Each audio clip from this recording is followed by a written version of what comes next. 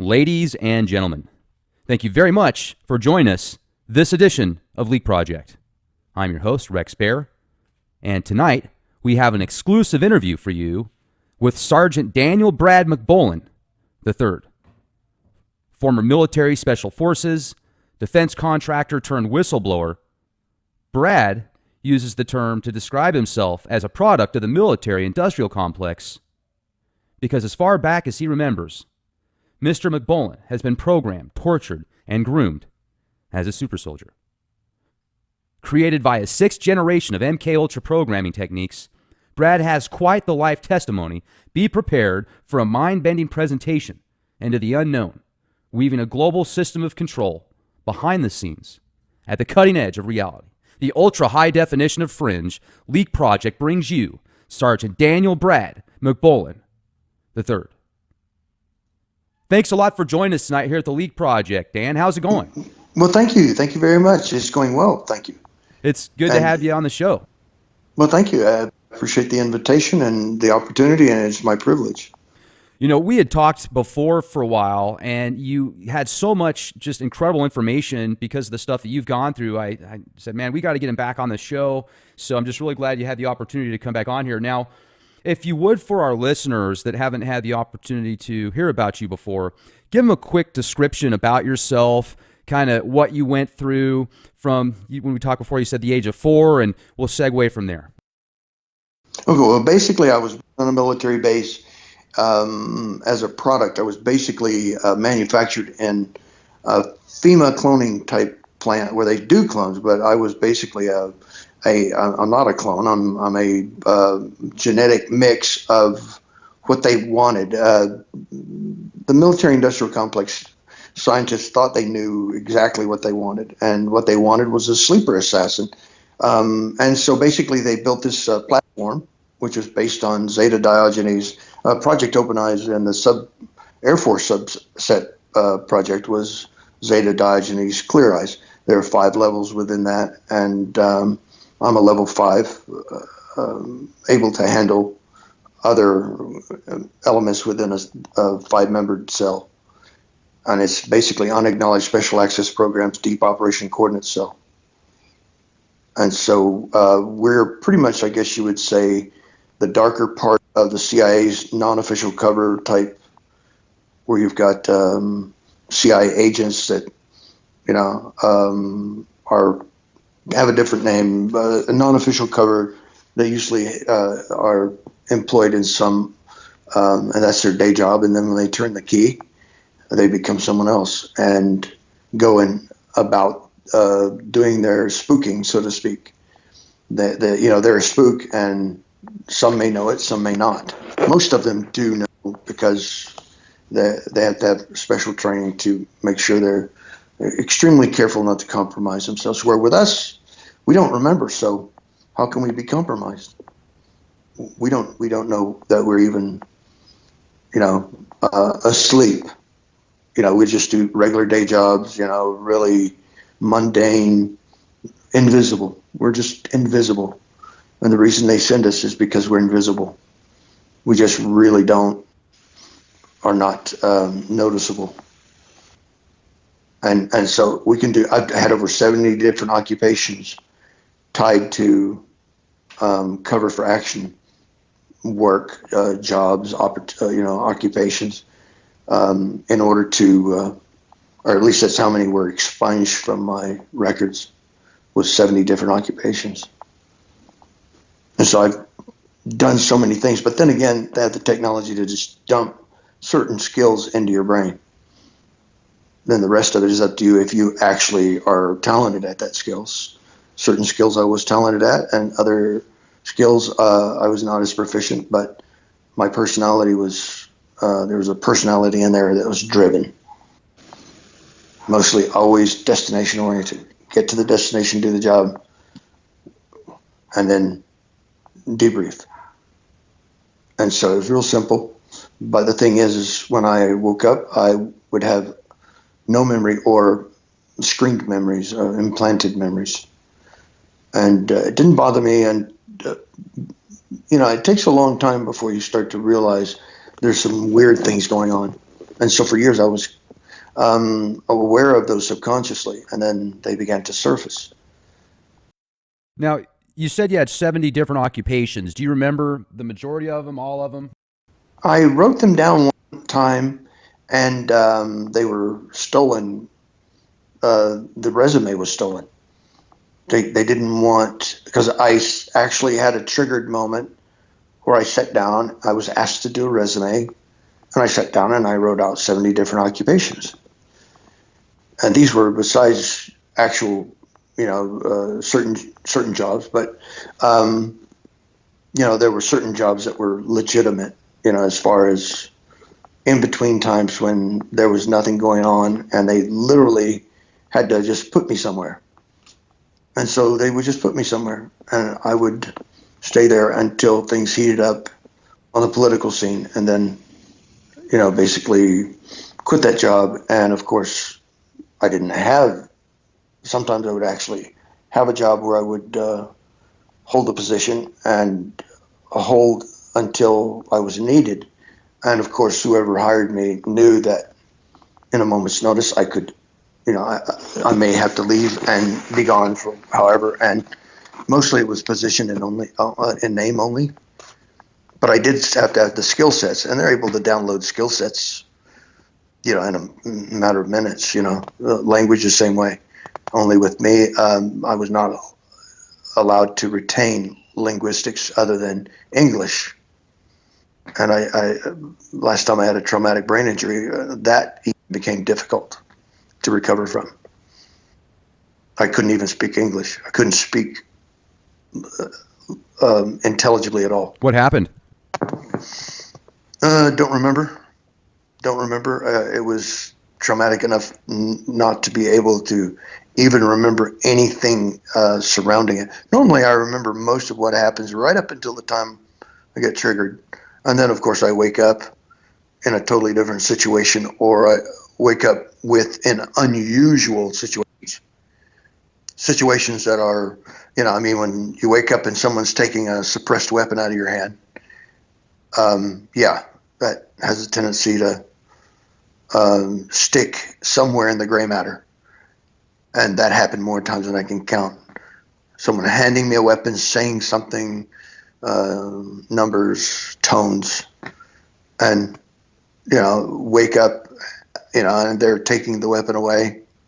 And then I get hit with a stun gun. It's not your average stun gun. It's whatever it does, it reinforces amnesia. And then, of course, you have missing time or unimplanted type memory. It's like some people call them screen memories, because you can download those through a computer really easily, or non-terrestrials can actually do it in real time. They can run an entire series of memories for lost days and put these memories in your brain. For the lack of a better word, I would say telepathically, but that's not true. It's not really what it is, but it's close enough so that people can understand.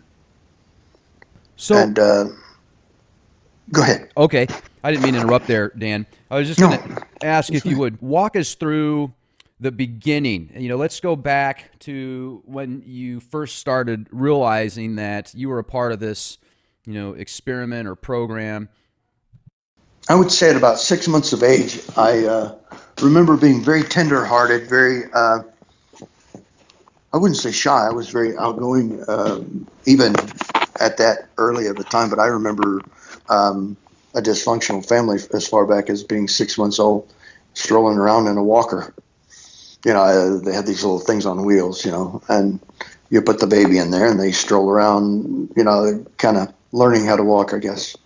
And I have memories as far back as that, becoming very attracted to certain musical instruments, but mostly dysfunction, dysfunctional family, which they choose these people for a reason. But I do realize that I'm genetically connected to the female, the host, who carried me. I was actually genetically I mean, back in those days, they would actually take the woman who was going to carry the child. They would take her ovum, and then, of course, the father is who knows what or who. And they mix and match, splice and cut, and get a product. And then they re-implant that into the womb and basically inject a type of genetic filter between the blood so that because it makes the female very sick. If any blood gets across the placenta, it can actually kill the host. But somehow my blood was poisoned. I mean, I tried to donate blood, and I was rejected. I stopped after the 5th time. Is it RH negative blood? No, A positive. But the thing is that whenever they would look at my social security number, and then they would say, "Oh, we have to do a test on you," and it's like, "Why do you have to do a test?" I says, "You're a 4." Well, what's a 4? And it happened to be the first digit of my social. Since then, I found that all 4s are pretty much along the same lines. They're all soldiers of some type. Not all of them are genetically enhanced or a product. Not all of them are, but that's what the soldiers are. Most of them are 4s that have to do with combat, mutual combat situations, high stress. But then again, like I say, when I reached age 4, the failed Bay of Pigs took place, and they tracked back the assassination attempt on Castro back to the White House. And of course, that's what this whole program was designed to do, is to break the chain of command in such a fragmented way as to maintain plausible deniability no matter what. And I've talked to presidents. Of course, they're really nice to me, but they're really nasty to everyone else.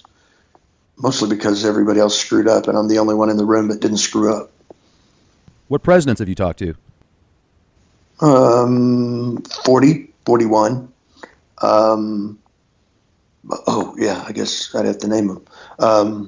Ronald Reagan, George Bush, Poppy Bush. I don't have anything on Clinton, I don't believe. I mean, I was taken, I had many different mission parameters. Depending on what level I was at, or as I would progress up the levels, you would go from an operator to a handler, and then you would handle a group of individuals, and you wouldn't even know that you were handling them. You weren't aware that you were handling them. It was just that you would put them on a regiment, and it's the same regiment you have, so it's not rocket science. They can only sleep 4 hours a day. Of course, that's programmed in. Most of the scientists had it all planned out, and basically all they would do when you stepped up the ladder was you would be downloaded with information on how to deal and how to handle other operatives. And most of these individuals you worked with during the deep operation. So it was not very difficult. It took a toll on the body. I needed a new body. This one's worn out. This one's contaminated and with all kinds of stuff. And it's like, yeah. Did you say you were a part of basically you had several fathers that were a part of basically the whole makeup? That's what the man who married my host, my mother, the one that I was actually genetically kin to. It all came out one time when her programming failed, or the dissolution of her memory failed, and she began to remember about my birth. Because when she had other children, and they were no kin to me other than through her genetics. But she would come home from the hospital, and of course it was customary in those days to take pictures, bring up on the infant home. And with me, she looked like she just got out of Auschwitz. I mean, she was 20 or 30 pounds underweight. It's extremely, I almost died because there was a certain leakage across the blood-brain, not the blood-brain barrier, but the blood-placenta barrier, which poisoned her but she recovered and had like a hyperimmune system after that. They had to bring her back in and reprogram her to become a hypochondriac. I mean, she was really never got sick, but she would. It was almost like they would program her to have certain illnesses that she didn't have. Otherwise, she was quite healthy, but they would program in all kinds of things. And of course, we would have the same symptoms. She had migraine, sensitivity to light, because my genetics passed into her. There was a certain amalgamation going on there because she carried me in the womb. The day I was born, they took me immediately from birth over to the new hospital, which had not been completed, and put me through. If you read in the CIA Family Jewels, it's called Sonic Holography Project on level 4D at Wilford Hall Medical Center at Lackland Air Force Base, Barrett County, Texas. And basically all they do is rehardwire the infant's brain. And they kept me for 3 months. And there was a altercation between her parents wanting to know why they could not see her child, me, and what was this fibrous material that you could actually see on an x-ray. Started out being about 1 inch thick fibrous material. Not a whole lot of connective tissue shows up on an x-ray, mostly just bone. You'll see connective tissue, yes, but not like this. And one day a x-ray technician was waiting to take another x-ray of her after my birth. Of course, the grandparents were there, and the doctors left, and the x-ray technician was livid. And he went in and told, I'll tell you what's killing your daughter. You come with me. And he put up like 25 x-rays showing this fibrous material beginning to dissolve. I said, this is what's killing your daughter, because I've never seen anything like it in my life. It doesn't belong in the human body. It looks like some kind of filtration system. It looks like it just doesn't belong because it encapsulates the entire womb. It's like so you can't call it a tumor because it looks like it's been manufactured or grown. And that's what it was. It was a filter to make sure my antigens did not pass into her bloodstream, which they did to a certain extent, but she did survive. And 3 months later, when things got out of hand with her parents, they brought me back, but only because the experiment was done. And it's basically rehardwiring the brain so that the brain could interface with CMOS technology, computer technology, directly to the computer. And so I've always had problems with computers. I have to be cognizant and thinking I've gotten used to not, being able to use a computer without it going crazy. And so now I've gotten to the point where now I can be around computers and use computers without them rebooting on their own. Sometimes they do. If I get upset, weird things happen. I blow circuit breakers, and if I have certain types of irritation, which are rage related, I keep going through light bulbs, no matter if they're fluorescent or incandescent. If I'm thinking on a certain line of thought that is related to rage, then yeah, I go through a lot of light bulbs. I'll just put it that way. It's the most common occurrence. Sometimes I'll be around magnets, and magnets will fall off the refrigerator. And I really don't know why, other than I know my electromagnetic signature is not like most people. I can use it. I know how to use it. I don't know how I came to being that way, but I was at a rather early age able to do unusual feats, like taking apart things without tools, disassembling things that are put together with tools and torque, and was able to manipulate the molecules in the hardware and take it apart with my fingers. And this is as a child. You basically just think them loose. I don't know if that even makes sense, but I would concentrate on the molecular structure of the metal, and I could see into the metal, and I would basically shrink one and expand the other, and I could take them off. Basically, the threads would shrink away from the the threads would decrease on one and increase on the other, and it would basically come off in my hand. I could just unscrew it.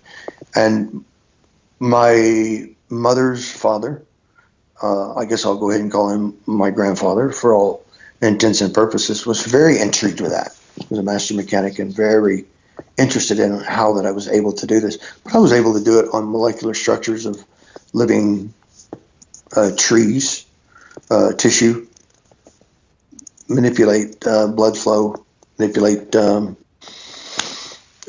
specific gravity of certain things, rip trees out of the ground, that kind of stuff, lift cars up on one wheel, that kind of thing. I could turn over cars, but you really can't, do that and not draw attention to yourself. So the whole idea was not to draw attention to yourself. Did you grow up on a military base? No. She and her husband were divorced after one other duty state. He was at Lackland, then he went to Anchorage. He was in Strategic Air Command, which is now Strategic Air and Space Command. And he had unusual abilities, but was not anywhere related to me. And when my mother told me this strange story, and I went and talked to a friend all night and decided to go see him. And he knew I was coming. He just knew I was coming. And I walk in, and his wife, his new wife, had just said hi and bye.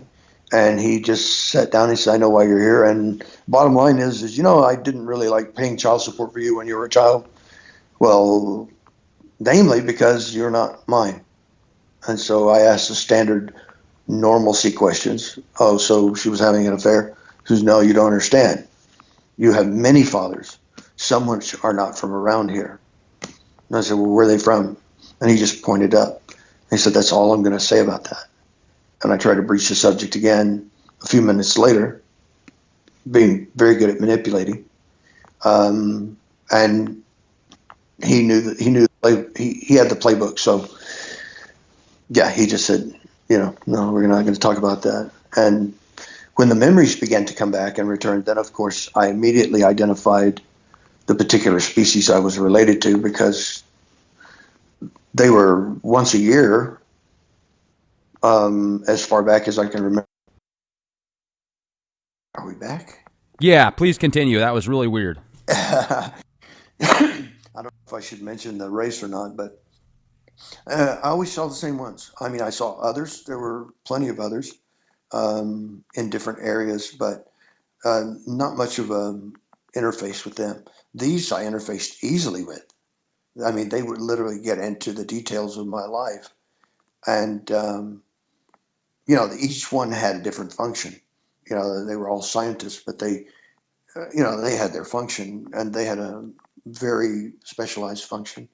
And I would get interrogated by a female of this species.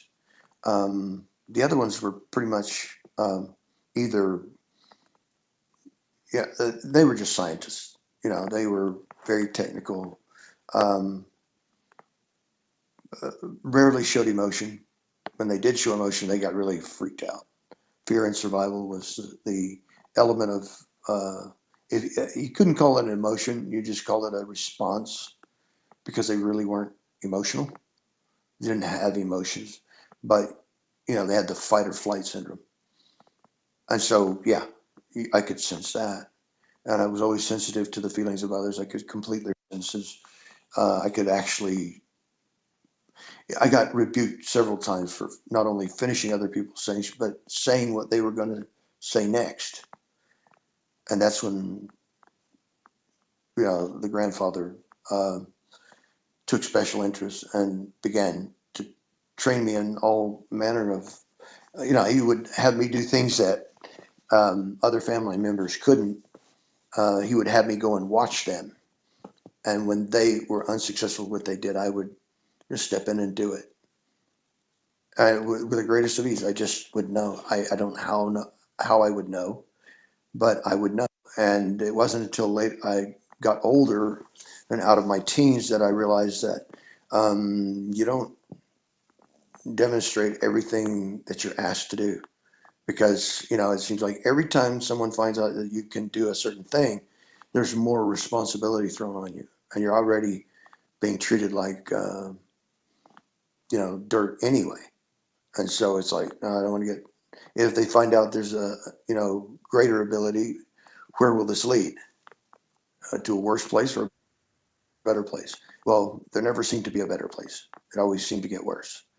And so, no, I'm not going to volunteer anything. They would hand me the yellow cube device. It's about I don't know, maybe 8 inches in diameter, and they wanted to see if I could turn it on. And they handed it to me, and it started folding nomenclature um, from the inside out, like a tesseract, like a folding double tesseract. And then I realized they got interested, and I stopped. And other artifacts, ancient artifacts, some not so ancient, some new, old but recently found. I know what they do, and I don't know how I know what they do. I know how to turn them on. I know how to turn them off. I know how to use them. I know how to put them on correctly. Dr. Reed's bracelet, for instance, is actually a device that, it has embossments on it with a couple of needles. And the proper way to put it on is to hold your forearm perpendicular to the ground, and take the bracelet in the flat portion. I had to do a little bit of interfacing here Okay. to shut down the bio API modules in the Okay. computer. It's easy. You just tell them what to do, and they do it. Anybody can do that now that chemtrails are on the scene, hot and heavy. So, but nonetheless, if he would have taken that bracelet, put it in the palm of his hand with the needles up, and then held his arm perpendicular to the ground and pushed it on, the needles, you don't feel the needles at all. And then reach down, there are symbols or shape powers, nomenclature. It's an on and off switch. So you take your middle finger and your thumb and you squeeze it, and it bilocates you. It takes you from one place to another. It's basically for going from one place to another, wherever you think in your mind, that's where you end up. And you usually have predetermined locations where you're going to go from one location to another location, and you just reach down and turn it on. And as long as you hold your hand on there and concentrate on the area in your mind, then you show up in that area and you release the bracelet and you're fine. And it doesn't hurt at all. It's not as painful, but he grasped it with his whole hand while holding the on and off button. He turned it on before he put it on his wrist, which, that had to be excruciatingly painful. Because A, he didn't know what he was doing. B, he had no intention in his mind on where to go. He had no imagery of where he was going. So basically, he was nowhere. He just kind of phased out of into the homopolar effect. And when he came back, it really freaked him out, because it's like he was in a dark closet, because he didn't know how to use it. But and I just automatically know how to use this stuff. The Roswell rock is a diagnostic tool that you lay on a chakra point on humankind, and you can move it up and down the body, and interface with the magnetite type computer inside, and look inside the body like you would with MRI. It's non-invasive, and you just lay the stone on there, you activate it, then you look inside, and that's what it's for.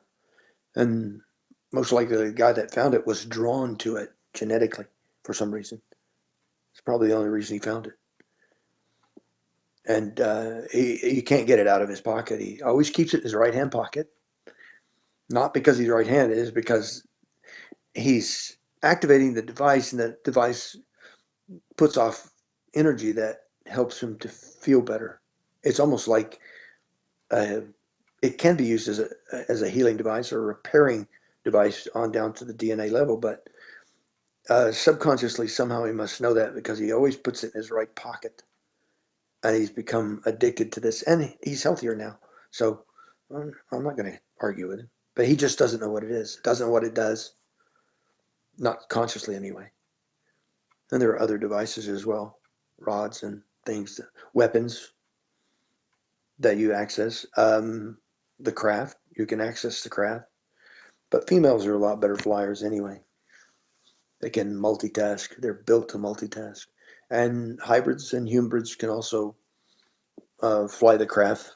But the junk that we've usually gotten is old and antiquated and theft proof, because you have to interface with non-thinking intelligences, and they drive. Each one has to coordinate through your brain a gravity amplifier, and that's how you keep the craft in the air, is by thought. But in order to do that, you have to connect telepathically with the drivers, which are, they're like little avatars. They're still biological, but they're mostly mechanical, but you still have to feed them like once every couple of weeks or so. You know, they're patterned after the Solipsi ray, but they're just non-thinking intelligences. You connect with them, and they go about, and you run them. You run them like you would a remote control race car, remote control little tiny model airplane, that kind of thing. Only it's much easier. You just interface with it, and when it stands up and starts to function, then you've got control of the device, and then you run it on its way, and you can see through its eyes and function through its body, and it's a lot stronger when otherwise it just goes and folds up in a fetal position and doesn't think. That's what I was told, that it was a non-thinking intelligence. Don't pay any attention to it. Non-thinking. So, And let's jump back for a minute, if we can, Dan, to when you started getting these weird boxes and experiments and stuff like that. Like, how old were you when they really started doing these serious experiments? And walk us through some other stuff they did to you as far as the conditioning process. And well, at an early age, the conditioning process included a lot of torture and rape and waterboarding, the standard electrocution, the kind of thing, to get your mind to splinter, because they have to keep doing this, and they give you some kind of chemical that keeps you from losing consciousness, so that you really are in this state of, you're in so much pain that your mind goes into a fog, and then eventually your mind just shatters like something under too much potential, too much stress. And then after that splintering takes place, then they fill up these areas with alters and close hold compartmented information. So they use that as a storage area and a personality, if you will. They call them alters, but it's a manufactured type of schizoaffective or schizophrenia type of. It's a manufactured process in which they can basically, each one of these alters has specific skills, and they don't interact with each other. They don't interact with the waking beta state mind person. And so you're not even aware they're there. They have a tendency to come out every once in a while. The conditions are just right, and certain words are set in a certain pattern. You can get triggered, but usually you just flip right back, because you're waiting for not only a key, but a code, a series of numbers and a series of tones back in my day. But I'm old, so I'm probably, I don't know, they got a hold of the information in the 50s, and I was born in 1957, so there's quite a few generations before me, but they got better as they went, because humans, non-terrestrials have been doing this for thousands of years, and they turn out a pretty decent product. The alien-human hybrid, they're a lot better in every way than a human manufactured product. There was quite an argument between the military-industrial extraterrestrial complex and the military-industrial complex, because this particular group of individuals didn't have the capacity to think like humans. So when they went through the list of things, parameters that they wanted in these soldiers, there was something lost in the translation. And so not everything came out the way that the military wanted. And there was some extra things that were thrown in that the military did not want.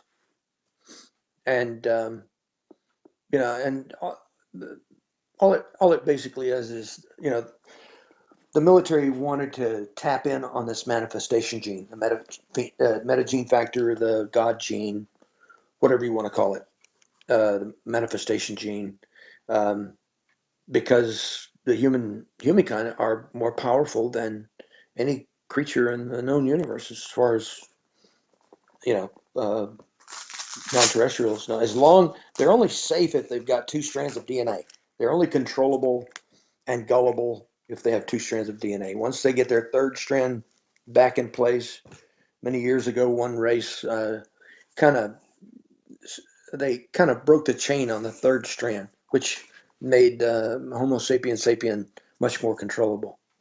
Then once you get that third strand back, then you cannot be made a slave. It won't work. They're manifestors. They can literally wish you away, and you will be gone. I've done it. Don't want the guy there, and did it subconsciously. Didn't want the guy there, and he disappeared. Don't know where he went, but he was gone, and there was no visible means of escape for him, and he did not have a bracelet. So pretty much sure that the in a rage state, but it's always emotional based. Love is 1,000 times more powerful than rage. It accomplishes more through the intention of causality than rage. But rage is what they wanted because they were having you do nasty things, and if you're loving and lovable, you won't do nasty things. You have a tendency to not have the desire to do such things. Where did they torture you at? They would come and get me and remove me from the home where I was raised but then once a year they would come and get me, and after they had splintered, created the altars, and there were a few symptoms: sensitivity to light and migraines, terrible migraines, and it's because they were now starting to use the parts of the brain that they had rewired as an infant. I mean, they started this on day one.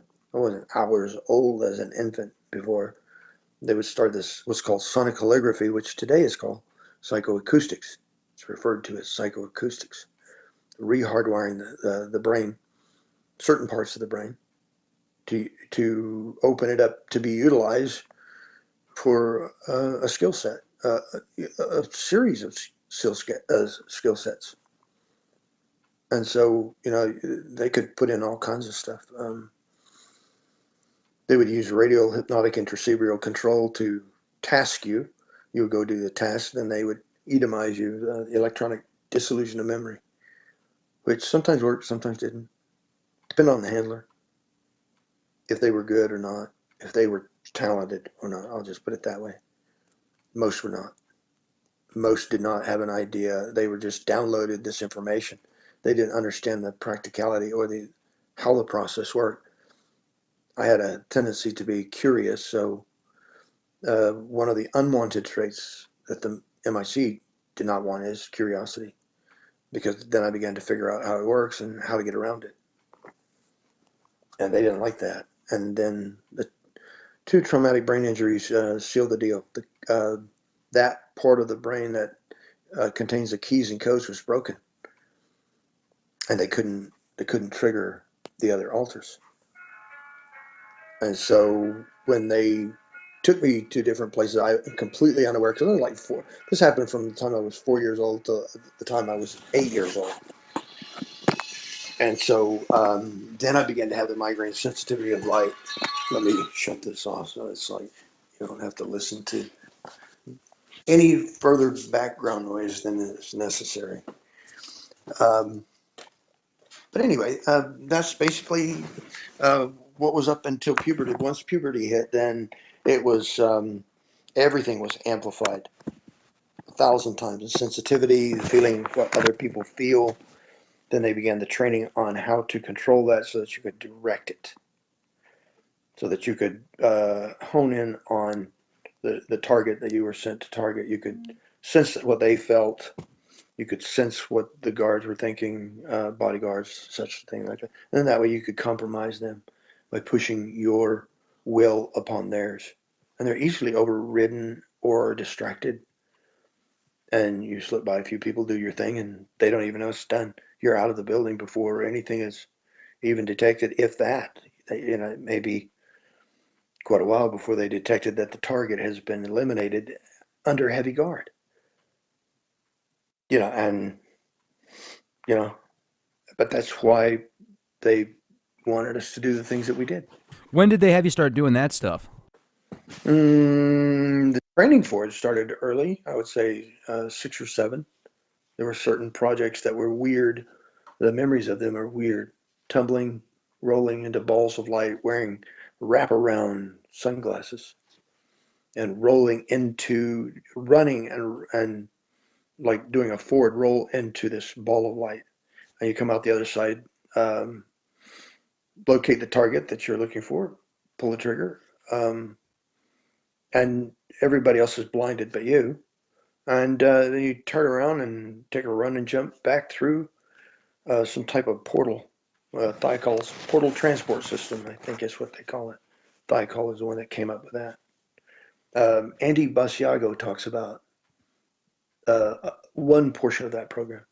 I think he was on the technical aspect because his father was technically attempting to perfect that technology. And I was on the other end, the Pegasus assassination units. And they were completely separate because I asked Dr. Basagio about that, and he has no recall of any of that ever being used for those purposes. So, and it's all highly compartmented anyway. So what happened when you were getting older and you said it wasn't quite as intense? Did certain people still come around and talk to you? What was the difference later in life? Well, there were malfunctions. Once a year, you had to go in for what they call a checkup from the neck up. That's what I've heard it called. Anyway, you have to go in on an annual, and they would put you through a series of tests, which are torture, basically to see if the links that the conditions that the program, that conditioning was intact and viable, usable, workable, reliable. And then sometimes when there was a malfunction, I would have to go in sometimes more than 5 and 6 times a year when there was a malfunction. And I wouldn't even know what the malfunction was. Um, as far as the Pegasus assassination units, they were all children.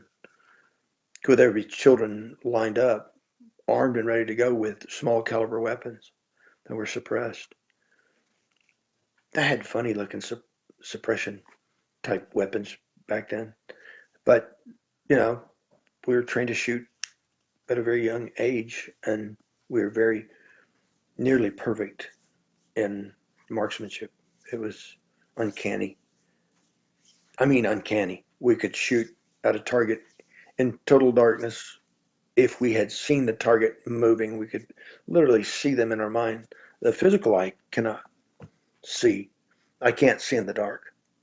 Although there have been times when I had episodes of feeling rage where I actually could see in the dark, and it's like, how come I can't see like this all the time? And then, of course, the moment the sensation of rage within me went away, then, of course, so did the ability to see in the dark. And it's like, that's weird. It's just a series of, and of course, I was a curious person. And so these are things that you store away in your memory. And for some reason, I mean, some of my best friends said I'm an exhaustive source of useless information. Since the traumatic brain injuries, people ask me what time it is. I tell them how to build a watch. TMI, too much energy, too much information. They don't want to know how to build a watch. They just want to know what bloody time it is. And so sometimes certain words will start a cascade of dialogue, a one-sided dialogue. I'm not even cognizant if people are listening or not. But others notice it, and they don't know how to shut that down. I thought maybe kinesthetic, getting my attention kinesthetically by reaching out and touching me or gripping me, but it usually takes pain And so when they grip really hard, it doesn't cause pain, but it did get my attention, and that worked for a little while. And then I thought, well, I wonder if pain cause this. Why can't we use pain to um, put Humpty Dumpty back together? So basically, I had to talk with all the other altars, whether they would listen or not, and used a 300,000-volt stun gun. That got their attention. Because a standard stun gun is nothing, but it is painful. And I used pain to get their attention and basically say, I will love you. I'm the alpha dog here in a beta state of wakefulness. I'm the alpha dog. I run the show. I love you. I will always take good care of you. I will meet your needs, but you have to do what I say or I'll kill you. And then I give them the old 300K volts AC. And I only had to do that several times before. And you have to do it in certain places in order to reassociate. When they splinter you, it's disassociation. And when you reintegrate, you can't deprogram someone who's already programmed. You're just overlaying one deprogramming program over several other programs. So, How many avatars did you have, Dan? alters, you mean? Yeah. Well, there had to be at least a dozen or more because when the break takes place, your mind is shattered and you create. They encourage you to create alters to deal with different situations, social alters, um, financial alters, educational alters, linguistic alters. And so all of these alters have a place and they only come out when they're needed. Need to speak German? Yeah, no problem. What part of Germany are you in? You have to know the dialect and even down to the diphthongs within a neighborhood, commonalities, colloquialisms, that kind of thing. And so these altars contain that. Now that they're reassociated but damaged, uh, for some reason, the linguistic portion of my brain was damaged. And so, which it also happened to hold the keys and the codes, which when that got damaged, nobody could trigger me. But then again, I had no ability to access even languages I learned on my own after I went off the reservation. I had a 2,500 word working knowledge in Russian. That's all gone. I can say hi, I can say bye, but that's about as far as it goes. And sometimes I get that confused. Second TB, I had to learn English again. I could remember English, I could speak English, but none of the sentences I would speak were in the proper order. They were completely confusing. I was unable to put words into a intelligible um, form of syntax that people could understand. And then it took me 6 months to get over that, and then still had troubles. Even the simplest word, I could see the picture of the item, but I could not say the word, could not remember what the word was for that object, the simplest object. And then I started taking certain minerals and certain elements that were, kind of leaked their way out to an off the shelf condition where it was available to certain individuals. And I got a hold of that. And that improved as well. That improved. One of the altars that was damaged was the social altar. So I don't integrate socially very well with others. Um, I guess you'd call it a certain social naivety. I have social skills, but as able to function around people for long periods of time, it's not good. I shouldn't be around people for more than an hour, that don't know me or don't know my background. How long were you in the military? I was only in the military for 4 years, but um, proper in the military but I still have a military ID card, and on the back of the military ID card is under the portion where it says civilian, it's no, so I'm still under the uniform go to military justice. And then, so after you were in the Air Force, you went to what part?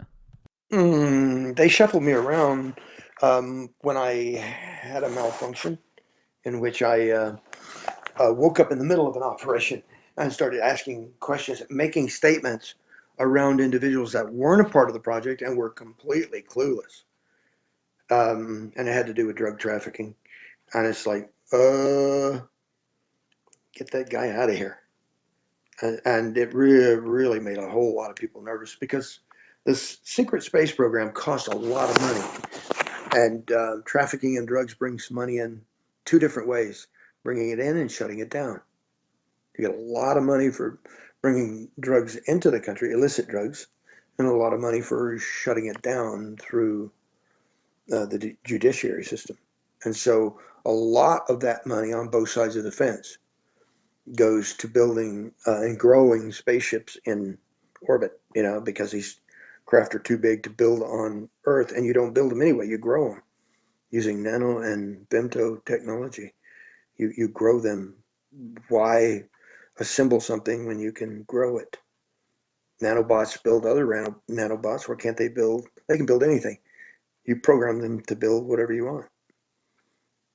And that's how it's done with extremely large things that you probably couldn't get. You'd have to build them on the planet and then take them, and then launch them. And it's easier if you just take the raw materials. Like one of the purposes, I believe, that the secret military space station does is they support Solar Warden, and they support the movement of shipments.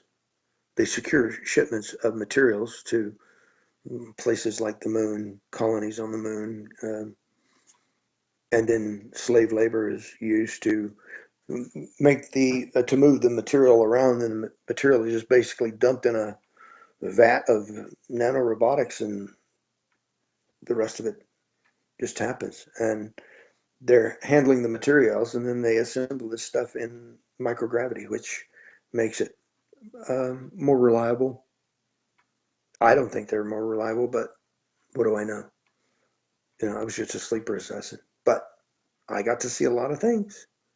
I got to see a lot of strange things. And being curious, I always subconsciously were trying to figure out how they worked. And I figured out how they worked. And it's so simple. It's pathetic. No moving parts. They don't wear out. Of course, they don't make a lot of noise. And humankind are, I don't know, for some reason, they're really hooked on technology that makes a lot of noise and pop, snap, crackle, Rice Krispies. I think it's more entertaining, like NASCAR, to have things that really are noisy and wear out. And of course, there's a profitability of spare parts, and commerce is big in space. I've never been there. Well, I've been in low Earth orbit, but not. And that was totally random. That was completely unforeseen. That took place when I was 6 years old. I was out there watching some group of people not from around here, neighbors, I reckon you'd call them, that had a disagreement over a treaty, and they were asked to leave, and they left in mass. I mean, I could see them, but no one else seemed to be able to perceive them. And I went missing from like on a Saturday morning at 8:30 till about 12:30 the next morning. I was gone, and all I did was just go out and lay down in this pile of grass. And next thing you know, I'm being shuttled from one. I got the $1 million tour. I got shuttled from one craft to another craft to another craft. It was beautiful. The people were nice. They were very pleasant. They treated me like a VIP. And a 6-year-old is just eats that kind of stuff up, especially when you're raised in a dysfunctional family where, you ask a question and the response is mostly a stick of stove wood or a wire hanger. These people really courteous and with no limits on, answering questions. I think I heard more laughter over asking questions. They really it was very entertaining for them, for a 6-year-old to ask these questions, and they would answer the questions. And so I told them, how come I just can't stay with you guys? And because I really would love to fly these craft. I'd like to be a pilot. And they kind of just shined that on, and the guy put me up on the console, which was very comfortable. No buttons, no switches, just strange lights and touch symbols, nomenclature, unreadable to me at that time. But they set me up there and looked in my eyes, looked in my ears, and like doctors do on Earth, stick your tongue out, let me look inside. And they were very humorous, and they all laughed about it. It was all good humor. And I was gone from about 8:30 in the morning on a Saturday morning, sometime in August, probably the middle of August in 1963. And I was gone till the next day. I came home, it was dark, I was skipping, I was so happy. Most joyous time of my childhood. The most joyous time of my childhood. I come skipping up the hill, laughing and giggling. I was just overwhelmed with pure joy. And of course, there was a sheriff, and my host was really angry when I came walking up because they had suspended the search for the evening. It's too dark to search. So they said, we'll check tomorrow. And that's what I heard as I come walking up. And then, of course, it was followed by a lot of swearing and hair grabbing and back of the neck. And I went from this total essence of joy to screw you. I'm not going to tell you what happened or where I've been because you don't deserve to know. You don't deserve to even understand the joy I've experienced by going with these people. And they looked humanoid enough, very skinny folks, but always smiling, always very amused at things that I would say, very amused, a lot of laughter. And they would take me from craft to craft, from the smallest up to the largest, which was incomprehensible for a 6-year-old. Incomprehensible. The sizes were so incomprehensible. You had to move around by standing on a pad, and you would just go from one part of the craft to another part of the craft. And it was just delightful, absolutely delightful.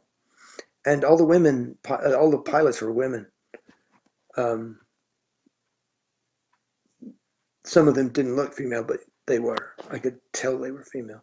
But they were highly able to function at a very high rate, very quick hand movements. And So they weren't all humanoid. no, yeah, I mean, they looked less like human women. I don't know if it was because of their age or I don't know if they had particular genetic skills but they all felt female and most look female. And so, but they were very quick at what they were doing. And so they were very close to what I've come to understand like humans today. Women can do up to 12 to 15 functions, multifunctions, because they don't have a septum between the left and right brain cerebral cortex. So really, women are the most amazing crown of creation, if you want to put it that way. That's the way I like to put it, because the women love to hear that. But the way their brain is hardware, their left and right brain cerebral cortex talk back and forth, and their frontal lobe just kind of pops in to see how they're doing. Where the men have a septum, a bone that runs, well, like a bone, that separates the left right brain cerebral cortex. So everything has to go through the frontal lobe. Time for work? Oh, time for work.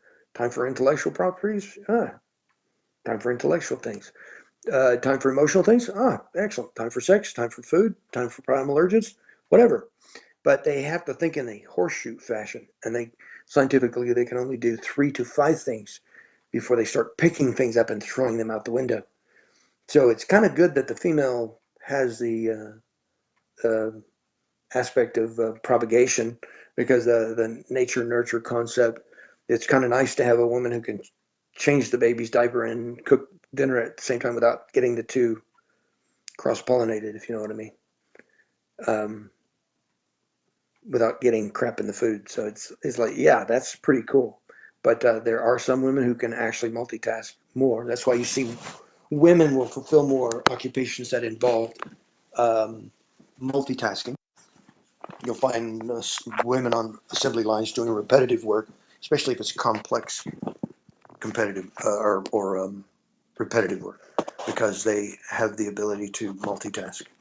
And so I like the way women think, simply because they have a lot more going on in their brain. And so now you understand why when you come home from your occupation and you tell the female in your life, what have you done all day? And they've got, so many screaming infants or children or urchins on their hand, and they're about ready to shoot you with your own weapon. It's because they've been, having such multiplexing talent abilities. It's been proven by science, they need to say at least 10 to 12,000 words a day in order to communicate for the brain to find a certain resolve. Men only need about 4,000 to 5,000 words per minute to communicate and feel at the end of the day that there has been a resolution, progress, whatever you want to call it. And so when a man comes home, the last thing he wants to do is talk. And the women have been in the presence of those who can't talk very well or are in the process of learning to talk, so they want to talk. And so, you understand now why men and women are, quite different. Personally, I think the women should run things. Multiplexing adds to a much more organized and highly complex nature of governance, until people learn to self-govern. You don't need imposed discipline if you have self-discipline. So you wouldn't need policemen, lawyers, judges, because they would, most people would learn to be self-governing. You give them back their third strand, you give them back their sovereignty, and then you're not going to make anybody do anything, because control in and of itself is an illusion. You take a handful of sand, you can hold quite a bit of sand in your hand. Try squeezing it. What happens? The more you try to control the sand, the more you try to squeeze it, the more it runs through your fingers. So once you come to the understanding that control is an illusion, then sovereignty is the only solution for the illusion of control. And that's something that certain species and humankind haven't figured out yet. They actually are getting dumber rather than realize. Now, I'm not saying all, I'm just saying some of them are getting dumber and dumber, while others are awakening to this third strand concept, mostly little children born after the year 2000. They're born with a third strand intact, and it does get a little strange when you find them floating about above their crib. They want something. What does a child do? They reach for it. And having a third strand means that they have abilities. It's like coming home and finding my youngest daughter with her head bumping on the ceiling at 18 months old. Actually, she was younger than that. She was about 12 to 16 months old. She was bumping her head on the ceiling of the kitchen, with the cabinet open, standing on the shelf right next down from the top shelf. She had defeated a childproof cap of Tylenol, and she was eating this Tylenol out of the bottle, thought it was candy. And she suffered from a pica, a mineral deficiency. So she was looking for the right minerals, and in these ages, we just don't have the right minerals in the food. So she was looking for the right thing, and so she was crunching down on these things with her head. Now, how did she get up there? There's no possible way for her, of her size, to get up there, let alone to get from the cabinet to the bottom portion. So, yeah, these third-stranded children are seen to be doing all manners of things.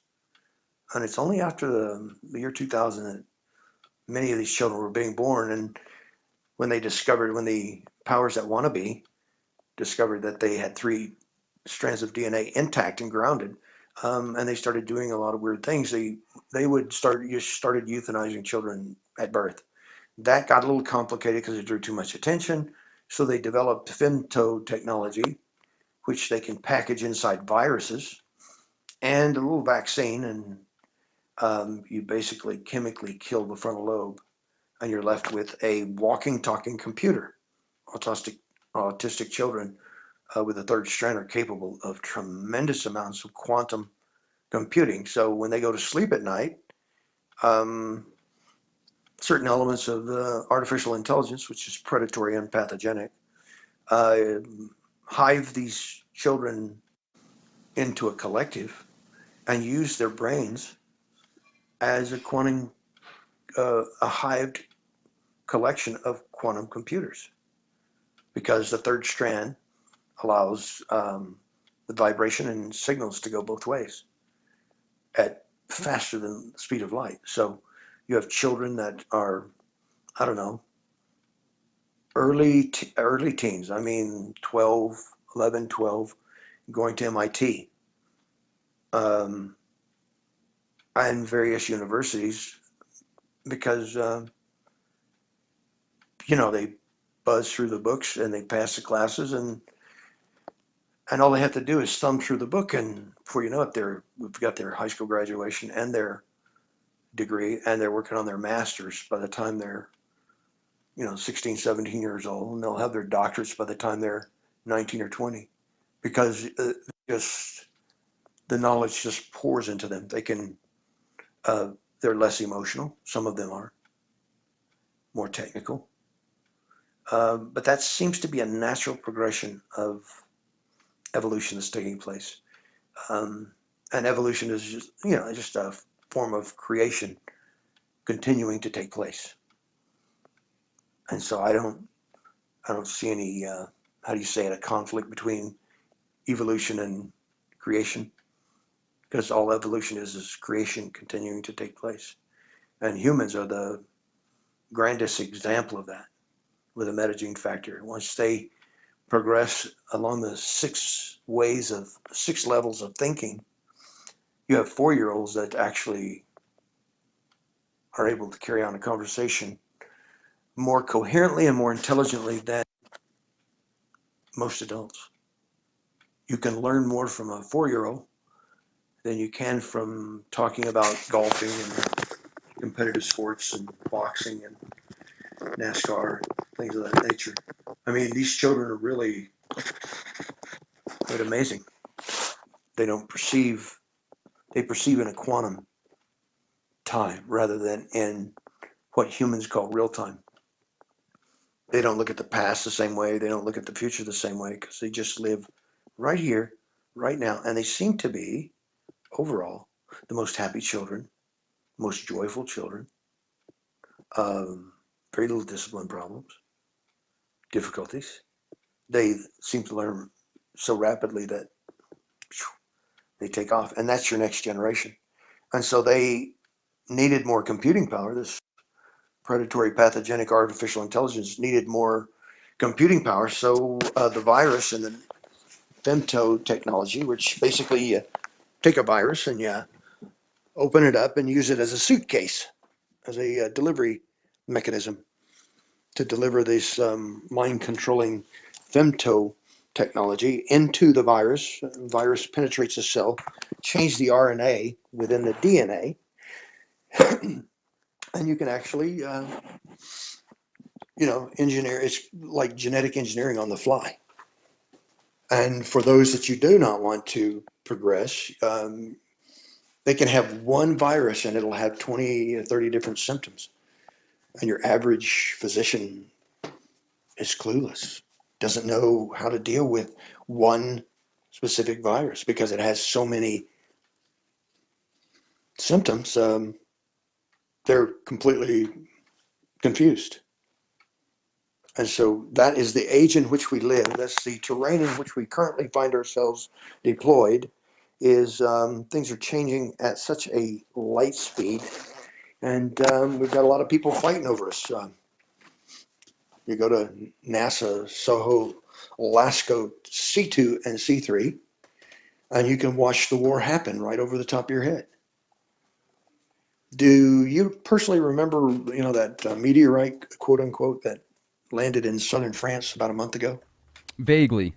Yeah, well, if you are used to going to like subscribing to MUFON, Mutual UFO Network, or to the National UFO Network, these sites are great because people think they're taking pictures of multiple unidentified flying craft when it actually they're seeing really bad guys getting shot up, and what they're seeing is not multiple unidentified flying objects. They're seeing a spacecraft of some really malevolent folks in pieces falling to the earth. Fireballs here, fireballs there.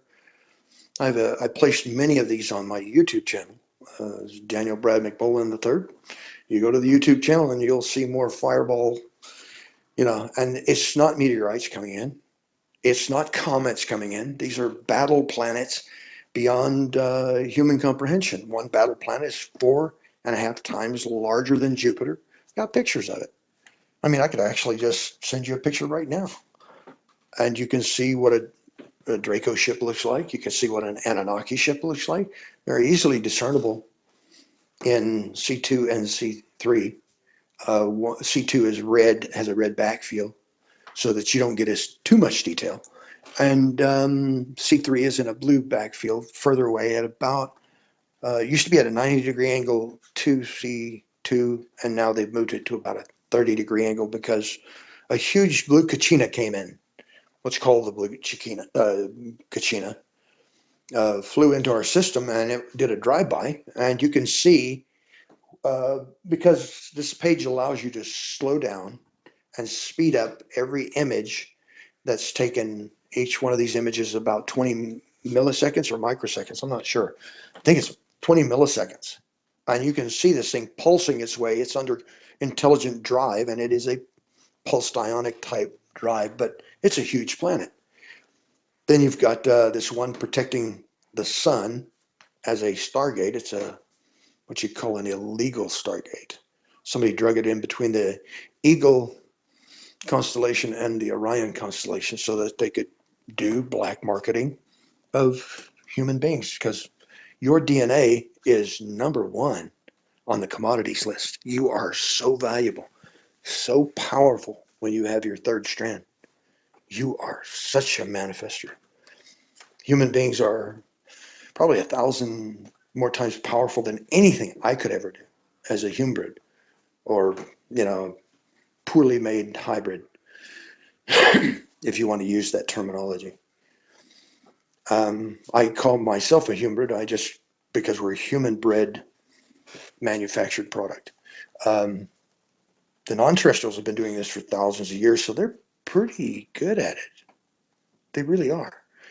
But they just want to tag along with humankind because they want to manifest. They want to be like God. Problem is, their ego keeps getting in the way. Very few people understand that ego is like a tool that you put in your toolbox.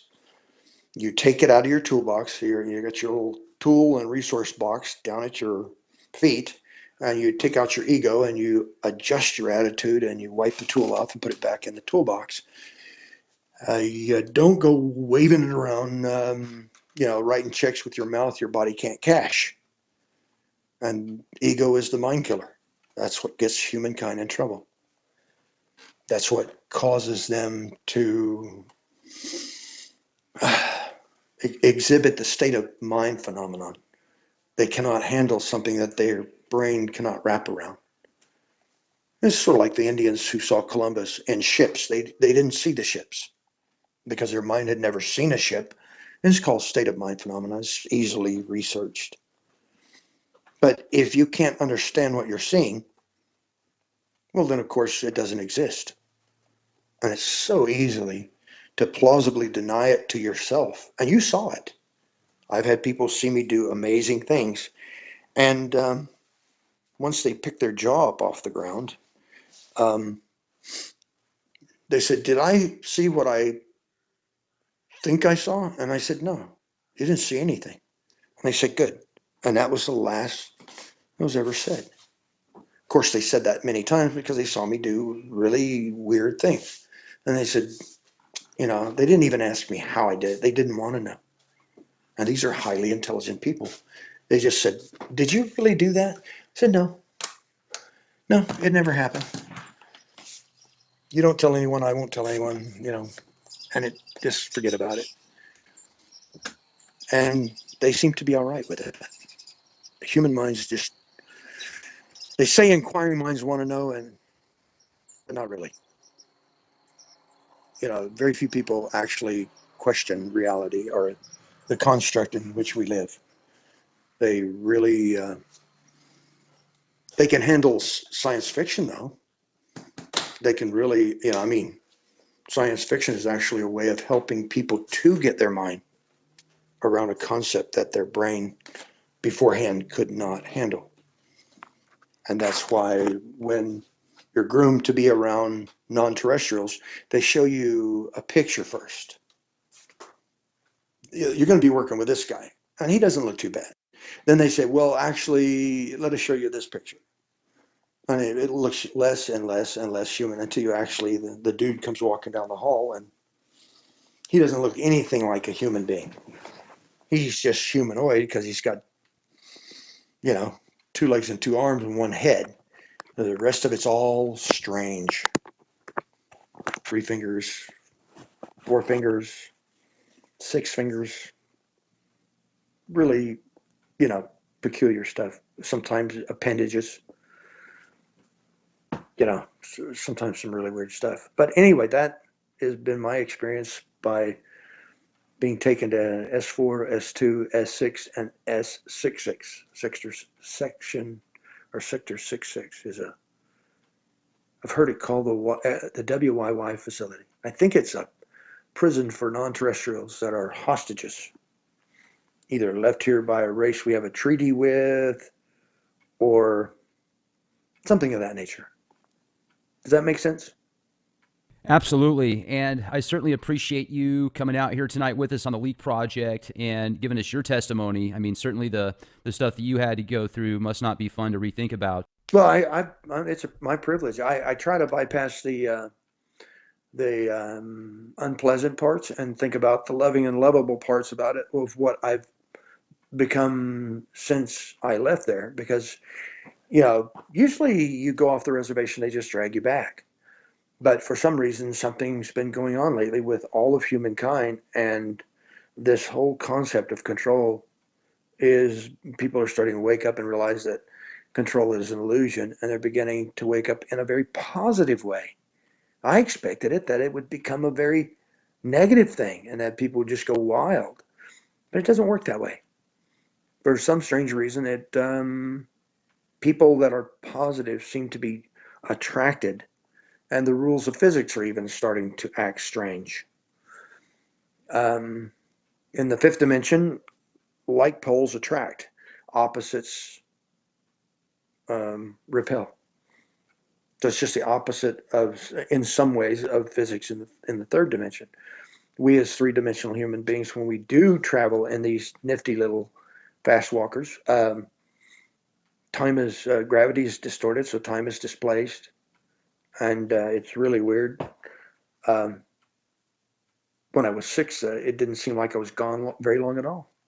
When I got back, it was totally dark, but I knew that part of the forest, so I was able to come out of the woods the way that I came in, and but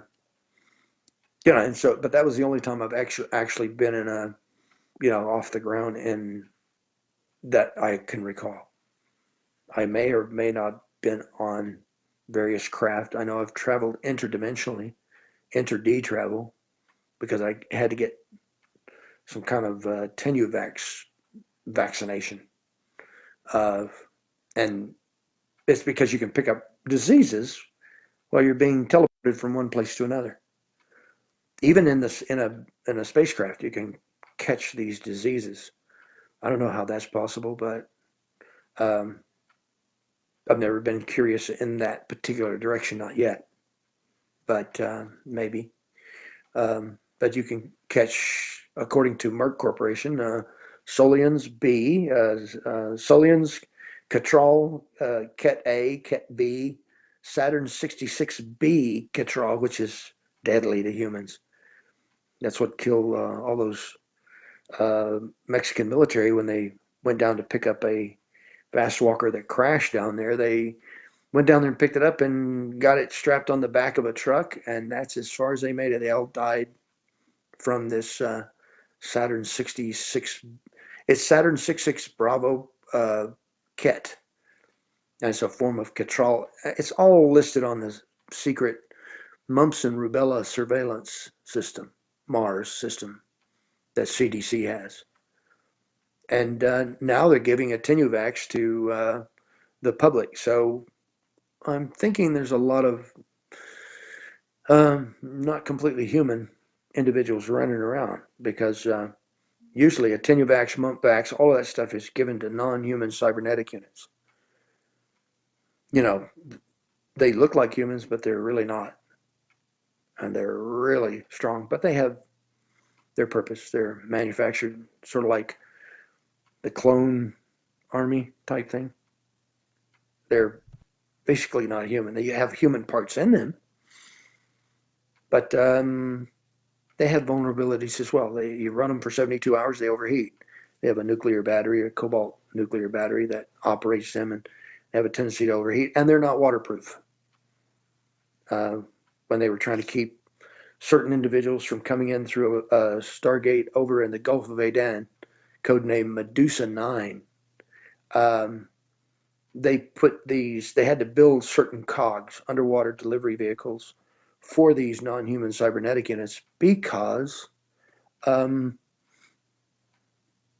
even think they're water resistant, let alone waterproof, because you got all that cybernetics on a graphene and metal frame.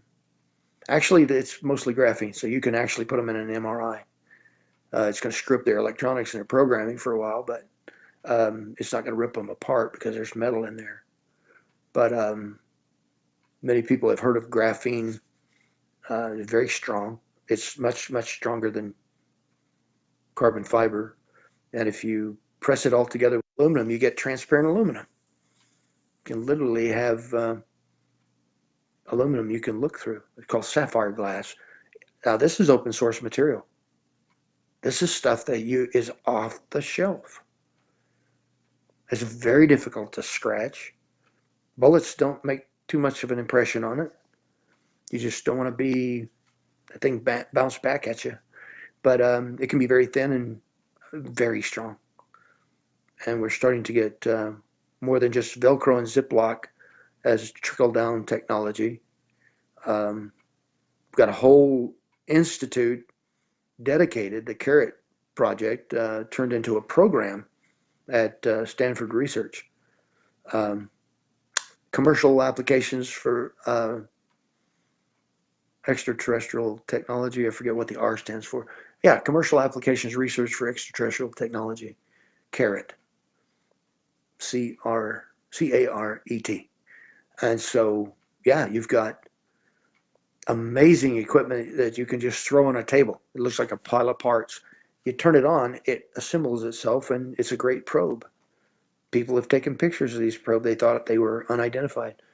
Well, do you remember when they lost that Saturn V rocket that had all the little containers with the ashes of famous people like Carl Sagan? And I don't.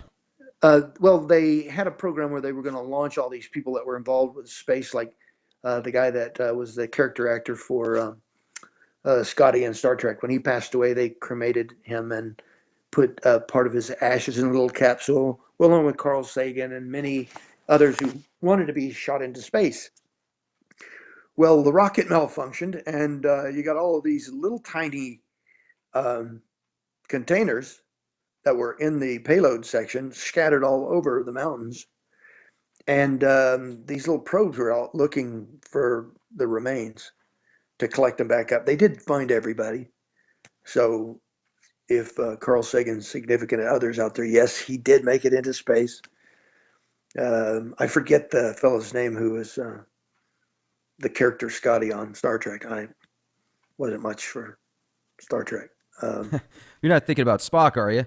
No. The engineer, the guy, the only guy that wore a red shirt and it was never killed. Because if there's a crewman that's wearing a red shirt he's gonna be dead before the scene is over. If a guy shows up in a red shirt, he's dead. We figured that part out. Scotty was the engineer, and he's the only one that wore a red shirt that never got killed. But you had William Shatner and Leonard Nimoy. I got a chance to meet him once, and during the launch of a General Kuiper's Airborne Observatory, and yeah, he's a real nice guy. I guess he passed away James not too long Doohan? ago. James Doohan, that is Scotty. Yes, yes, that was the fellow who portrayed the character of Scotty in Star Trek. Many things that you see in Star Trek, the CIA, the OSS back in the 30s, the Oh So Social, would hide because it's hard to hide secrets. Look at the Cambridge Spies incident. If you research Cambridge Spies, then you'll know what I'm talking about. It's very hard to keep a secret. So the key is hide it in plain sight. And so Hollywood has been working with the CIA and various other entities like the National Security Administration, the National Security Council, the Office of National Intelligence Directorate, James Clapper, Michael Vickers, you know who you are, crimesters against the people of the United States. But that's a political thing, and I'm not going to go there. Anyway, a lot of the technology is portrayed and hidden in science fiction type. Actually, all the way back to 1951, I talked with Billy Gray, who portrayed the character of Bobby Henson, Henson or something like that. Anyway, his character, he played the character. He's like 76 years old now, but he's still a really neat guy to know and to talk with. But I think he's the only living person from that movie released in 1951. And it was the CIA that would come on the set every day and give the director parts and pieces of the next episode. It was all based on a visitor from another place by the name of Valiant Thor. That's what he referred to himself as. I don't know what his real name was, but he was not from around here. Anyway, of course, then in 1952, you have the Washington UFO flap, and they flew right over the White House. And so a lot of people got upset, especially the Trumanites and the Roosevelts got really upset about it. But it happened, just months after that movie was released. And many of the things that you see in the movie are more factual. Reanimation, piece of cake, not a problem. Reanimating dead flesh, regressing human beings to an earlier stage of being in their life, a earlier stage of development. Yeah, we have that technology. Time travel, not so good. Not a good idea. I don't think time travel was a good idea. CERN discovered how to develop microsingularities in 2000 simply by accident. And they had the HAL 9000 hooked up. Actually, that's what they call it. The HAL 9000. I'm not kidding. At CERN, Switzerland, that's what they call the quantum computer, is the HAL 9000, the 9K. So you see where this is going. Yeah, there's a lot of stuff that's in your theaters and in Hollywood, that comes out of Hollywood, that is factual with just a few bits in. And sometimes I wonder if this is not just a catalog of human history where you put all this stuff in and you change one or two things. And if someone says, oh, that's real, you have extreme plausible deniability. All you have to say is, I think you watch a little too much TV. Exactly. Are you a sci-fi kind of guy? Do you watch the Sci-Fi Channel? Ah, there you go. See, you saw that. You had to have seen that. And of course, what they have seen is real, but you can blow that off. And even most of humankind that see really strange, unusual things will blow it off because they see it. They've seen similar things coming out of Hollywood. And so they, even in their own mind, it's called the ostrich mentality. You put your head in the sand simply because of peer pressure. You don't want to be laughed at. People that talk about these things are called crazy. They're given psych jackets and locked away. Now it's not so easy.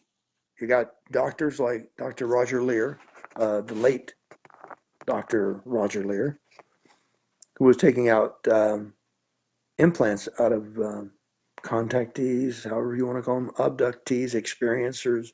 I don't know how you want to relate to it, or if you want to relate at all, but he was pulling out stuff that actually had IBM on the label, Nortec, Novatel, and the list goes on.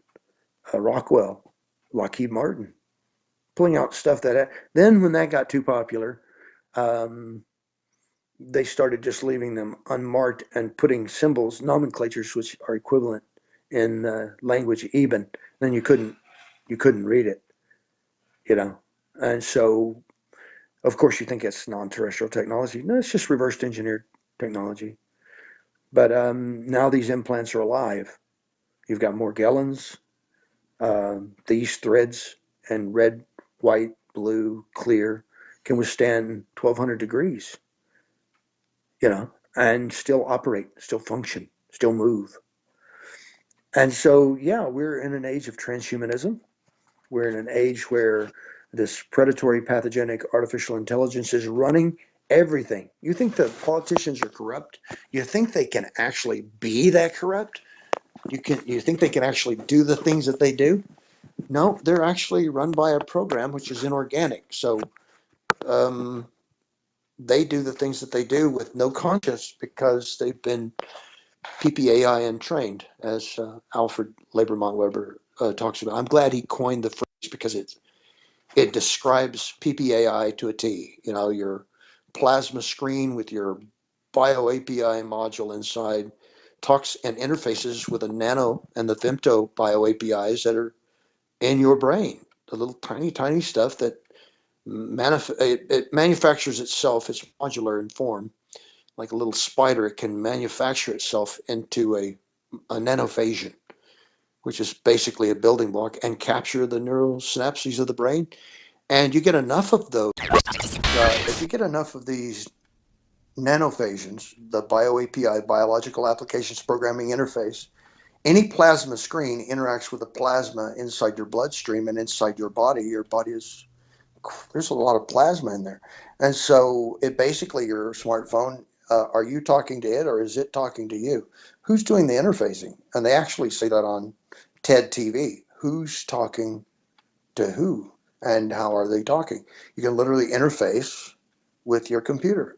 I've done it for a long time, where I could literally tell the bio API modules to shut down, and I give them a certain command and they shut down, and then we can go on with these subjects. But they literally, if a person has enough of these nanophasians, someone who's sitting in a building, in a windowless building in Maryland, can turn a key, or a computer can just make a decision and turn off your frontal lobe and ghost walk you and make you say or do anything that they want you to do. Voice to skull, the whole 9 yards, highly complex. And this person has no idea that's what's happening to them. They have even no cognizance that it is happening to them. They'll walk up to a total stranger. I mean, some kid just went walking up to Jesse Ventura, former governor of Minnesota. And while he was talking to a whistleblower, basically this young kid he called the scientist by name and threatened him, because I don't think the guy was introduced under that name, under his real name. And the kid just rides. Now this is like a young kid on a bicycle, runs up and skids into him and calls him by name and says, "We know who you are, and we're watching you." And then he rides off about maybe 20 or 30 feet away. You can see him in the background of the camera. And it really shook up Governor Ventura, and it really shook up the whistleblower. And yet, after the incident was done filming, the kid was still there. And he walked up and he goes, "What are you doing? Who told you to say that?" He goes, "Say what?" The kid had no idea, because he'd been ghost walked. He was highly infected. And of course, you've seen what happens when a little bit of experimentation down in Florida got out of hand, and they were unable to contain one of the units that was highly infected, and they turned him off and ran a certain program. And he got naked and ate some homeless guys, tried to eat his face off. I guess he did, succeed somewhat before they shot him. But he moved so quickly and was completely uncontainable. The cops could not get their hands on him and stop him. And there's been several accounts where these experiments have gone on, and these ghost walkers have gotten loose. They've actually escaped containment where the experiment was taking place, and they get really, really hot because they pump up the hypothyroid and all the adrenaline, and they're only operating on the limbic region of their brain, and that has to do with food and shelter and wanting to get cool because their body temperature seems to rise rapidly, and end up dying anyway. But this guy was doing, like who's the guy that? There's an actor that does really amazing martial arts stunts, Jackie Chan. This guy was doing, he did stuff that made Jackie Chan look like he just got out of the dojo.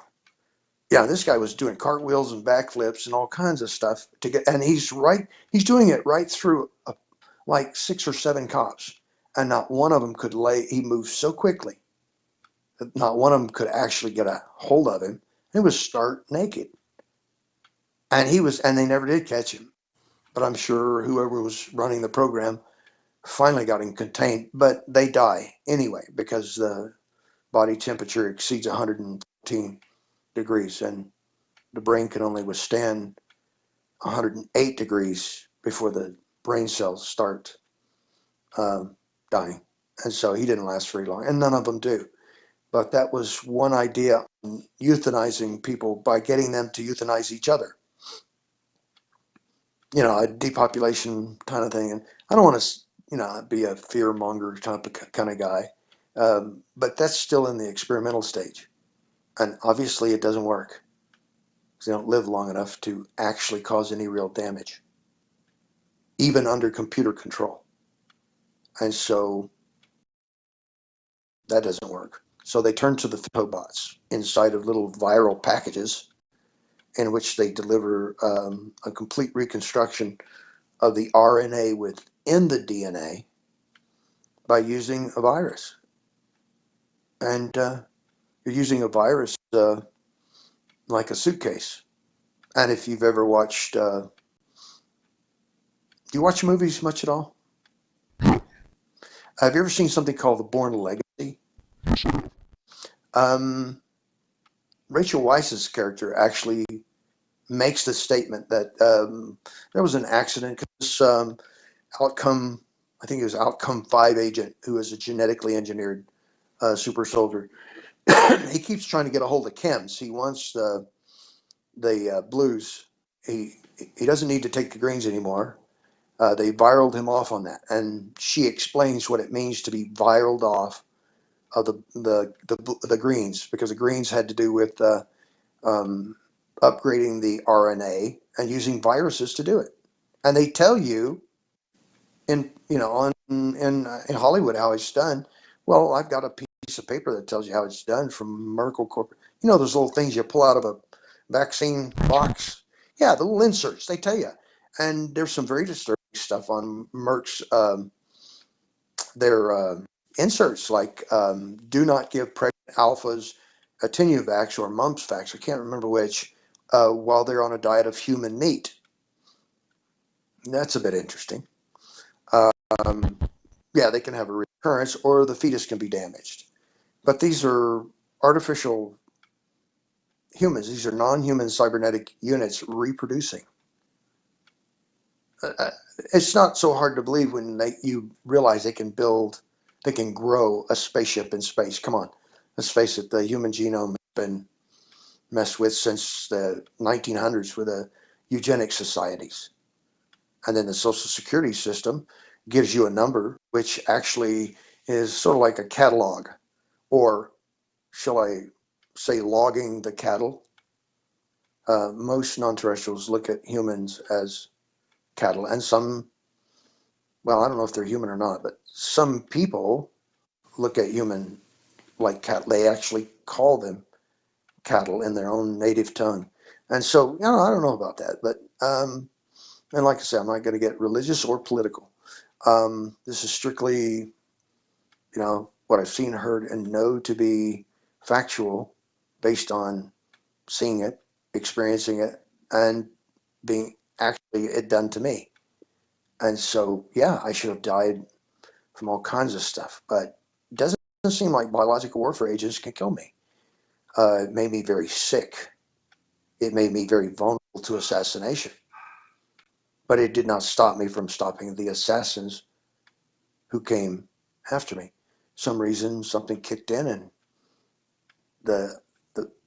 and these are the same type of assassins, but I know their techniques, tactics, and procedures. I know how they think. I can feel them coming off from miles away, and it's like eventually you get tired of this, But the thing is they haven't messed with me since 2010, and my market value in DNA product alone is $799,600,000.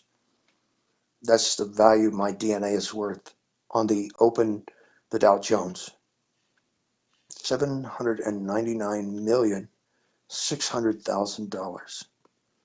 That's what this container of DNA sloshed together. And this is antiquated stuff. I'm 58 years old. I'm antiquated. And yet, I can still do certain things. I won't, because dog and pony shows are egocentric. And I almost killed a guy that wanted to see the dog and pony show. And that kind of made me really concerned about, where is my heart? Where is my ego? And that's when I decided to put away the ego, use it as a tool, pull it out every once in a while, give myself an attitude adjustment, and clean it up, put it back in the box of tools and resources. Because ego is the mind killer. You start showing people you can do certain things, and what does it matter? Human beings are 1,000 more times powerful than I am when they have their third strand intact. And all you need is a little Ouroboros spice or Oramus and a little Salmac, and you can coalesce your own third strand of DNA and ground it and get connected to the ultimate creator, the ultimate source of all, and get grounded to Mother Earth. And before you know it, you become a conduit you become a co-creator. You can literally manifest something out of nothing. I've been doing it in India for years, and nobody will believe it. They do it in Tibet. Man, I gotta tell you, man, this has just been a really great opportunity for people that haven't talked to you before or nobody had to say. I appreciate you coming on the show with us, and hopefully we'll have the opportunity to speak with you again sometime.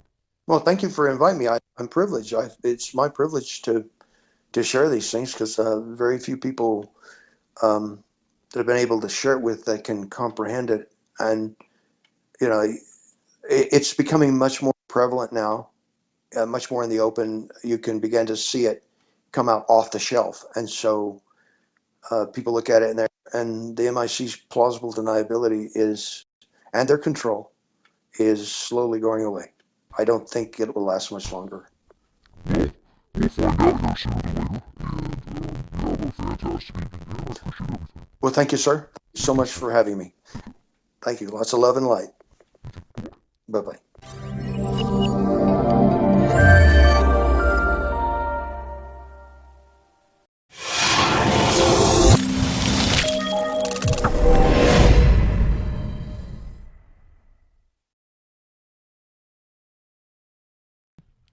Ladies and gentlemen, thank you very much for joining us this edition of Leak Project. I'm your host, Rex Bear, and tonight we have an exclusive interview for you with Sergeant Daniel Brad MacBolen III, former military special forces, defense contractor turned whistleblower. Brad uses the term to describe himself as a product of the military-industrial complex because as far back as he remembers, Mr. MacBolen has been programmed, tortured, and groomed as a super soldier. Created via 6th generation of MK Ultra programming techniques, Brad has quite the life testimony. Be prepared for a mind-bending presentation into the unknown, weaving a global system of control behind the scenes at the cutting edge of reality. The ultra-high definition of Fringe Leak Project brings you Sergeant Daniel Brad MacBolen III. Thanks a lot for joining us tonight here at the Leak Project. Dan, how's it going? Well, thank you. Thank you very much. It's going well. Thank you. It's good to have you on the show. Well, thank you. I appreciate the invitation and the opportunity, and it's my privilege. You know, we had talked before for a while, and you had so much just incredible information because of the stuff that you've gone through. I said, man, we got to get him back on the show. So I'm just really glad you had the opportunity to come back on here. Now, if you would, for our listeners that haven't had the opportunity to hear about you before, give them a quick description about yourself, kind of what you went through from, when we talked before, you said the age of 4, and we'll segue from there. Okay, well, basically, I was on a military base as a product. I was basically manufactured in a FEMA cloning type plant where they do clones, but I was basically I'm not a clone. I'm a genetic mix of what they wanted. The military-industrial complex scientists thought they knew exactly what they wanted, and what they wanted was a sleeper assassin. And so basically they built this platform, which was based on Zeta Diogenes. Project Open Eyes and the Air Force subset project was Zeta Diogenes Clear Eyes. There are 5 levels within that, and I'm a level 5, able to handle other elements within a 5-membered cell. And it's basically unacknowledged special access programs, deep operation coordinate cell. And so we're pretty much, I guess you would say, the darker part of the CIA's non-official cover type, where you've got CIA agents that, you know, have a different name. A non-official cover, they usually are employed in some, and that's their day job. And then when they turn the key, they become someone else and go in about doing their spooking, so to speak. They're a spook, and some may know it, some may not. Most of them do know because they have to have special training to make sure they're extremely careful not to compromise themselves. Where with us, we don't remember, so how can we be compromised? We don't know that we're even, asleep. We just do regular day jobs, really mundane, invisible. We're just invisible. And the reason they send us is because we're invisible. We just really are not noticeable. And so we can I've had over 70 different occupations tied to cover for action work, jobs, occupations, in order to, or at least that's how many were expunged from my records, was 70 different occupations. And so I've done so many things, but then again, they have the technology to just dump certain skills into your brain. Then the rest of it is up to you if you actually are talented at that skills. Certain skills I was talented at, and other skills I was not as proficient, but my personality was, there was a personality in there that was driven. Mostly always destination oriented. Get to the destination, do the job, and then debrief. And so it was real simple. But the thing is when I woke up, I would have no memory or screened memories or implanted memories. And it didn't bother me. And, it takes a long time before you start to realize there's some weird things going on. And so for years I was aware of those subconsciously, and then they began to surface. Now, you said you had 70 different occupations. Do you remember the majority of them, all of them? I wrote them down one time, and they were stolen. The resume was stolen. They didn't want, because I actually had a triggered moment where I sat down. I was asked to do a resume, and I sat down and I wrote out 70 different occupations. And these were, besides actual certain jobs, but there were certain jobs that were legitimate, as far as in between times when there was nothing going on and they literally had to just put me somewhere. And so they would just put me somewhere and I would stay there until things heated up on the political scene, and then, basically quit that job. And of course,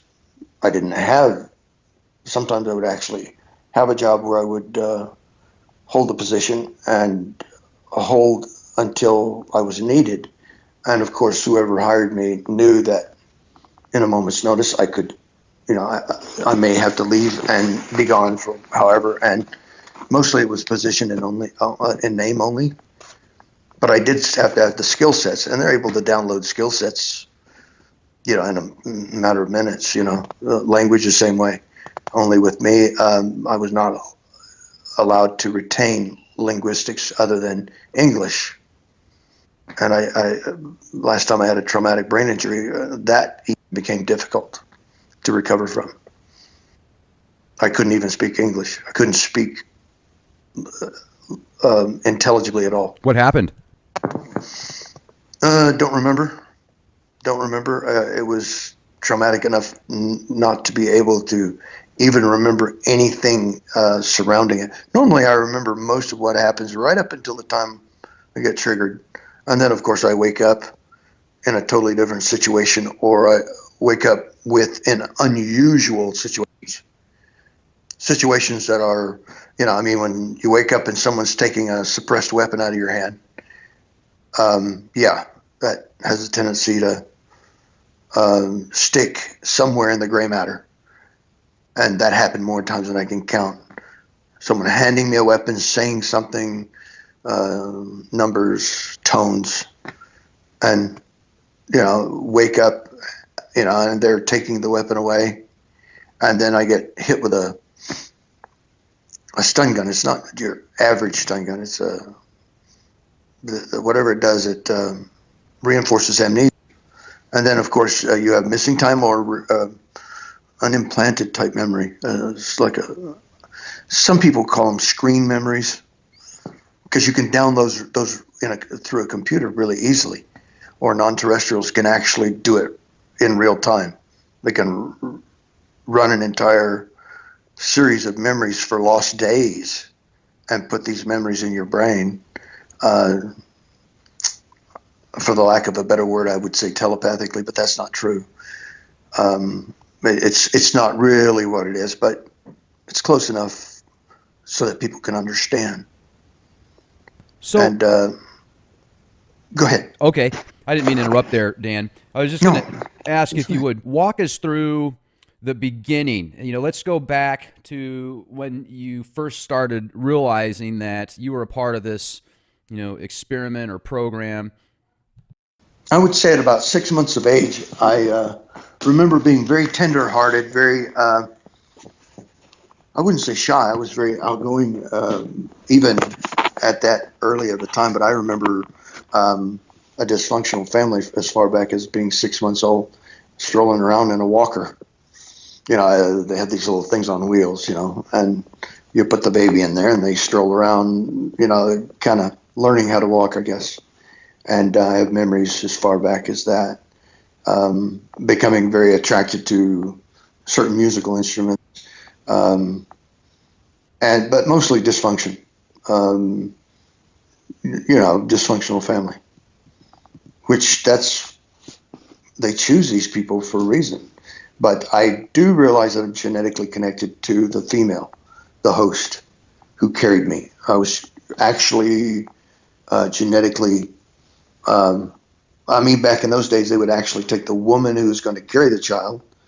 They would take her ovum, and then, of course, the father is who knows what or who. And they mix and match, splice and cut, and get a product. And then they re-implant that into the womb and basically inject a type of genetic filter between the blood, so that because it makes the female very sick. If any blood gets across the placenta, it can actually kill the host. But somehow my blood was poisoned. I mean, I tried to donate blood, and I was rejected. I stopped after the 5th time. Is it Rh negative blood? No, A positive. But the thing is that whenever they would look at my social security number, and then they would say, "Oh, we have to do a test on you," and it's like, "Why do you have to do a test?" I says, "You're a 4." Well, what's a 4? And it happened to be the first digit of my social. Since then, I found that all 4s are pretty much along the same lines. They're all soldiers of some type. Not all of them are genetically enhanced or a product. Not all of them are, but that's what the soldiers are. Most of them are 4s that have to do with combat, mutual combat situations, high stress. But then again, like I say, when I reached age 4, the failed Bay of Pigs took place, and they tracked back the assassination attempt on Castro back to the White House. And of course, that's what this whole program was designed to do, is to break the chain of command in such a fragmented way as to maintain plausible deniability no matter what. And I've talked to presidents. Of course, they're really nice to me, but they're really nasty to everyone else. Mostly because everybody else screwed up, and I'm the only one in the room that didn't screw up. What presidents have you talked to? 40, 41. Oh, yeah, I guess I'd have to name them. Ronald Reagan, George Bush, Poppy Bush. I don't have anything on Clinton, I don't believe. I mean, I was taken, I had many different mission parameters, depending on what level I was at, or as I would progress up the levels. You would go from an operator to a handler, and then you would handle a group of individuals, and you wouldn't even know that you were handling them. You weren't aware that you were handling them. It was just that you would put them on a regiment, and it's the same regiment you have, so it's not, rocket science. They can only sleep 4 hours a day. Of course, that's programmed in. Most of the scientists had it all planned out, and basically all they would do when you stepped up the ladder was you would be downloaded with information on how to deal and how to handle other operatives. And most of these individuals you worked with during the deep operation. So it was not very difficult. It took a toll on the body. I need a new body. This one's worn out. This one's contaminated and with all kinds of stuff. And it's like, yeah. Did you say you were a part of basically you had several fathers that were a part of basically the whole makeup? That's what the man who married my host, my mother, the one that I was actually genetically kin to. It all came out one time when her programming failed, or the dissolution of her memory failed, and she began to remember about my birth. Because when she had other children, and they were no kin to me other than through her genetics. But she would come home from the hospital, and of course it was customary in those days to take pictures, bring upon the infant home. And with me, she looked like she just got out of Auschwitz. I mean, she was 20 or 30 pounds underweight. It was extremely, I almost died because there was a certain leakage across the blood-brain, not the blood-brain barrier, but the blood-placenta barrier, which poisoned her. But she recovered and had like a hyperimmune system after that. They had to bring her back in and reprogram her to become a hypochondriac. I mean, she was really never got sick, but it was almost like they would program her to have certain illnesses that she didn't have. Otherwise, she was quite healthy.